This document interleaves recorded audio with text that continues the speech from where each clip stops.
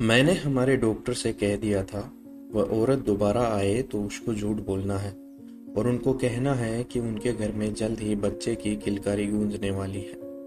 मुझे पता है अपनी माँ को इस तरह से पागल बनाना अच्छी बात नहीं है, लेकिन इसके अलावा मेरे पास कोई और रास्ता भी नहीं था। जैसा मैंने सोचा था बिल्कुल वैसा ही हुआ। माँ जल्दी से हॉस्पिटल के लिए निकल गई। मैंने भी आज छुट्टी ले ली और घर पर ही रुक गई। आखिरकार 3 से 4 घंटे बीत जाने के बाद माँ घर वापस आई। घर आई तो बहुत खुश लग रही थी। उनकी खुशी का ठिकाना नहीं था।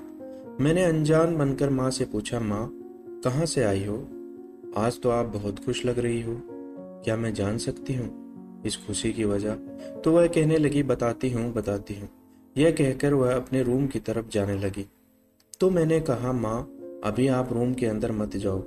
मैंने रूम में आग लगा दी क्योंकि बाबा ने कहा है। आग का नाम सुनकर माँ दौड़ती हुई रूम की तरफ गई।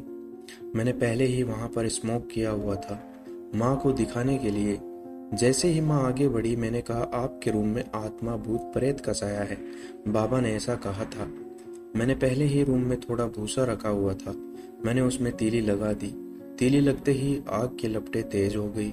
माँ तेजी से पुरानी अलमारी की तरफ भागी और उसको खोला तो उसमें एक गुप्त कमरा दिखाई दिया। माँ उसमें जोर से आवाज लगाई, सुनिए बाहर आ जाइए, कमरे में आग लग गई है।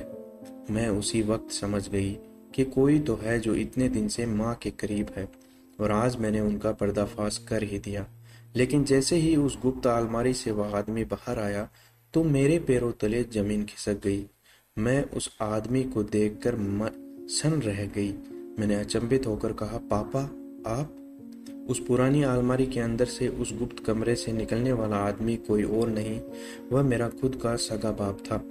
जो आग की लपटें मैंने कमरे में लगाई थीं, ऐसे लग रहा था वह पूरी की पूरी अब मेरे जिस्म पर लग रही हैं, क्योंकि पूरे 6 साल के बाद मैंने अपने पापा को इस तरह सामने देखा। मुझे अपनी आंखों पर विश्वास नहीं हो रहा था। जिस आदमी को खत्म हुए 6 साल हो चुके हैं, वह इस तरह मेरे सामने खड़ा है। मेरी माँ आगे आई और मुझे कहने लगी, मैं जानती हूँ हमने तुझे झूठ बोला है, हमने तुमसे सच छुपाया है। मैं तुम्हें जल्दी ही बताने वाली थी, अब सब सामने आ ही गया है।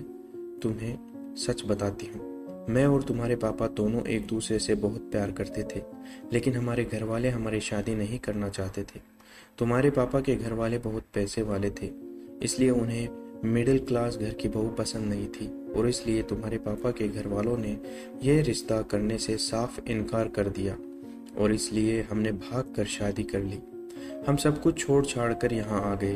तुम्हारे पापा ने अपने घर वालों को मनाने की बहुत कोशिश की, लेकिन वह नहीं माने। तुम्हारे दादा के कान भरने में सबसे आगे तुम्हारे चाचा थे। वह चाहते ही नहीं थे कि कभी हम उस हवेली में रहें। तुम्हारे पापा की फैमिली का एक अलग ही रिवाज था, उन्हें लड़के ही पसंद थे। आखिरकार कुछ सालों के बाद तुम्हारे दादा ने तुम्हारे पापा को कहा कि अगर तुम बेटा पैदा करके लेकर आओगे तभी तुमको इस हवेली में हमारे साथ रहने की इजाजत दी जाएगी। माँ ये सब बोलकर चुप हो गई और पापा को कहा, अब आप बताइए। पापा ने कहा, यह बात सुनकर मेरे भाइयों को यह बात हजम नहीं हुई। उनको पता था अगर इसका बेटा हुआ तो यह आधी जायदाद का हिस्सा ले लेगा और इसलिए वह मुझे जान से मारने की कोशिशें करने लगे। मुझे अपनी मौत का ड्रामा करना पड़ा ताकि उनको लगे कि मैं मर चुका हूँ। हमने बेटे के लिए बहुत कोशिशें की, इतने साल गुजार दिए कि हमें बेटा हो जाए और तुम्हारे दादा मुझे माफ कर दें। तभी माँ ने कहा कि अब ऊपर वाले ने हमारी सुन ली है। मैं अभी हॉस्पिटल से चेकअप करवा कर आई हूँ। डॉक्टर ने कहा है जल्दी आपके घर खुशियाँ आने वाली हैं। मेरे माँ बाप की खुशियाँ देखकर अपने आप में ही मुझे शर्म महसूस होने लगी। मैं शर्म से पानी पानी हो गई थी क्योंकि मैंने डॉक्टर को बोला था कि वह माँ को झूठ बोले। मैं दूसरे दिन सुबह हॉस्पिटल गई तो वह डॉक्टर जिसको मैंने झूठ बोलने के लिए कहा था, उसने मुझे कहा कि मुझे कुछ काम हो गया था, इसलिए कल मैं हॉस्पिटल नहीं आ सकी। तुम्हारी माँ कल आई थी यहाँ। मैं अचंभित होकर उसकी तरफ देखने लगी और मन ही मन सोचने लगी कि अगर कल किसी और डॉक्टर ने चेक किया है तो इसका मतलब वह खबर सच है। इसका मतलब मेरी माँ माँ बनने वाली है। मैंने उसी वक्त ऊपर वाले का शुक्रिया अदा किया और घर जाते वक्त मैंने मिठाई के 2 डब्बे लिए क्योंकि अब हमारे घर बेटा आने वाला था। और वह बेटा लेकर हम जरूर हमारी हवेली पर जाते और दादा को सारी सच्चाई बताते, जिसके लिए मेरे माँ बाप ने पूरे 6 साल ये दुख भरी जिंदगी काटी है। बाद में हुआ भी कुछ ऐसा ही। मेरे दादा ने मेरे चाचा को जायदाद से बेदखल कर दिया और पूरी जायदाद का इकलौता वारिस मेरे भाई को बना दिया। दोस्तों, आपको यह मेरी कहानी कैसी लगी कमेंट करके ज़रूर बताइएगा। चैनल पर नए हैं तो चैनल को सब्सक्राइब ज़रूर कीजिएगा और अपने दोस्तों के साथ शेयर भी कीजिए।